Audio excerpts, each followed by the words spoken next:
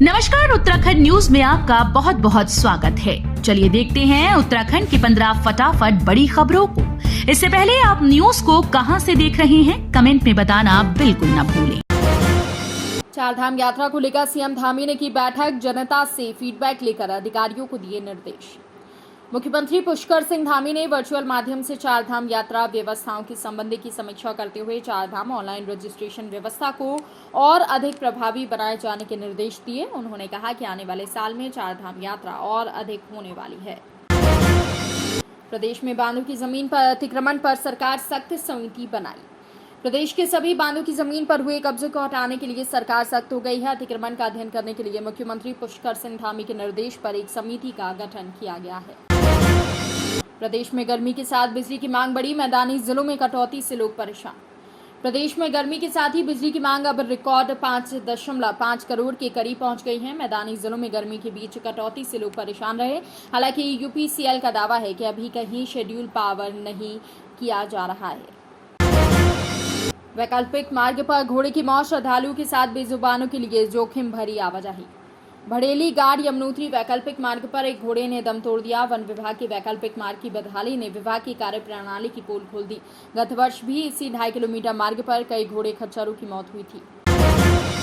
अब अचानक बंद नहीं होंगे पावर हाउस, आयोग ने यूजेवीएनएल से मांगा कैलेंडर। उत्तराखंड जल विद्युत निगम लिमिटेड के पावर हाउस अब अचानक या पीक समय में बंद नहीं होंगे। इसके रखरखाव कार्य के लिए शटडाउन को उत्तराखंड विद्युत नियामक आयोग ने कैलेंडर बनाने के निर्देश दिए हैं, ताकि उस हिसाब से यूपीसीएल पहले से बिजली का इंतजाम कर सके। प्रदेश के निजी कॉलेजों में नहीं चल पाएगा 4 वर्षीय बीएड कोर्स, सरकार ने एनओसी से किया इनकार। प्रदेश में 12वीं के बाद 4 वर्षीय इंटीग्रेटेड टीचर एजुकेशन प्रोग्राम निजी कॉलेजों में शुरू नहीं हो पाएगा। कॉलेजों ने एनसीटीई में आवेदन तो किया, लेकिन राज्य सरकार ने किसी भी कॉलेज को एनओसी नहीं दी है। बद्री केदार गंगोत्री में पर्यावरण मित्रों को अतिरिक्त गर्म वर्दी, निकायों की हुई समीक्षा बैठक। बद्रीनाथ, केदारनाथ और गंगोत्री में काम करने वाले पर्यावरण मित्रों को अतिरिक्त गर्म वर्दी मिलेगी। शहरी विकास मंत्री प्रेमचंद अग्रवाल ने चारधाम यात्रा मार्ग पर पड़ने वाले सभी 29 नगर निकायों को समीक्षा बैठक में ये निर्देश दिए। इस दौरान नगर निकाय के अधिकारी वर्चुअल रूप से जुड़े रहे। पंच केदार में चतुर्थ केदार रुद्रनाथ मंदिर के कपाट खुले, मुख्य पुजारी ने किया जलाभिषेक।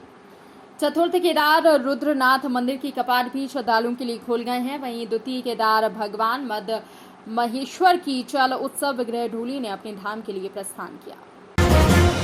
गौशाला में लगी अचानक आग, 3 गौवंश जलकर मरे, 12 लोगों ने भागकर बचाई अपनी जान। ऋषिकेश शिवाजी नगर स्थित एक गौशाला में अचानक आग लग गई। गौवंश के लिए रखे भूसे में तेजी से आग फैल गई। आगजनी में 3 गौवंश जलकर मर गए। बताया जा रहा है कि गौशाला में एम्स के इलाज के लिए आने जाने वाले मरीजों और उनके तीमारदारों को भी ठहराया गया था। घर में लगे हैं नल, फिर भी गधेरे से ढो रहे जल, पानी की बूंद बूंद को तरसे 200 परिवार। बीते दिनों हुई बारिश के बाद पेयजल योजना क्षतिग्रस्त होने से बिंता और कासेना में जलापूर्ति ठप है। इससे 200 परिवार पानी के लिए तरस गए हैं। ग्रामीण गधेरे से दूषित पानी ढोकर अपनी प्यास बुझाने मजबूर हैं। फुटपाथ पर बिक रहे काफल के आगे फलों का राजा आम बिक रहा 350 से 400 रुपए किलो तक। पहाड़ी फल काफल को आज तक उत्तराखंड सरकार बाजार उपलब्ध नहीं करवा पाई है। इसके बावजूद काफल ने फलों के राजा आम को ढेर कर दिया है। काफल की कीमत ने सभी फलों को पीछे छोड़ दिया है। आम जहां 60 से 80 रुपए किलो तक बिक रहा है, तो वहीं काफल 400 रुपए किलो तक बिक रहा है। यमुनोत्री हाईवे पर हादसा, 17 यात्रियों को लेकर जा रहा वाहन ब्रह्मखाल के पास सड़क पर पलटा। यमुनोत्री हाईवे के पास एक टेम्पो ट्रैवलर ब्रह्मखाल के पास सड़क पर पलट गया। इस वाहन में 17 यात्री सवार थे। हादसे में 5 यात्रियों को हल्की चोटें आई हैं। चोटिल यात्रियों की स्थिति सामान्य है, सभी को उपचार दिया जा रहा है। फसलों में कीटनाशकों के इस्तेमाल से देश भर में हो रही मौतें, सुप्रीम कोर्ट ने केंद्र से याचिका पर मांगा जवाब। सुप्रीम कोर्ट ने उस याचिका पर केंद्र और सरकार से जवाब मांगा है, जिसमें दावा किया गया है कि फसलों और खाद्य पदार्थों पर कीटनाशकों और अन्य रसायनों के अत्यधिक उपयोग के कारण देश भर में मौतें हो रही हैं। वरिष्ठ अधिवक्ता अनीता शेनाय ने अदालत को बताया कि याचिकाकर्ता ने देश भर से आंकड़े एकत्रित किए हैं, जिनमें कीटनाशकों की वजह से काफी संख्या में बड़ी मौतें होने की जानकारी पता चली है। विकसित भारत की दिशा में बड़े कदम, बेहतर हो रही जिंदगी, पहले से कहीं अधिक भारतीय कर रहे विमान यात्रा।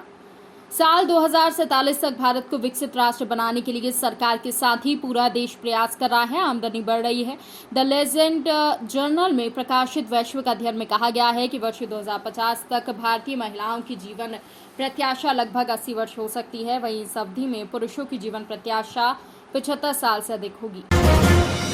एनटीए ने 3 दिनों में 81.31% स्टूडेंट्स के लिए आयोजित की CUET UG परीक्षा। नेशनल टेस्टिंग एजेंसी की ओर से देश के साथ ही विदेश में निर्धारित परीक्षा केंद्रों पर CUET UG एग्जाम का आयोजन किया जा रहा है। एनटीए की ओर से जारी की गई ऑफिशियल जानकारी के अनुसार CUET UG परीक्षा का 81.31% परीक्षा पूर्ण कर ली गई है। ये परीक्षा पेपर पैन मोड पे आयोजित हुई है। 21 से 24 मई तक एग्जाम CBT मोड में आयोजित किया जाएगा। तो ये थी उत्तराखंड की 15 बड़ी खबरें। रोजाना ऐसे ही सबसे पहले अपडेट पाने के लिए चैनल को सब्सक्राइब करना बिल्कुल ना भूलें। साथ ही वीडियो को लाइक भी कर दें। धन्यवाद।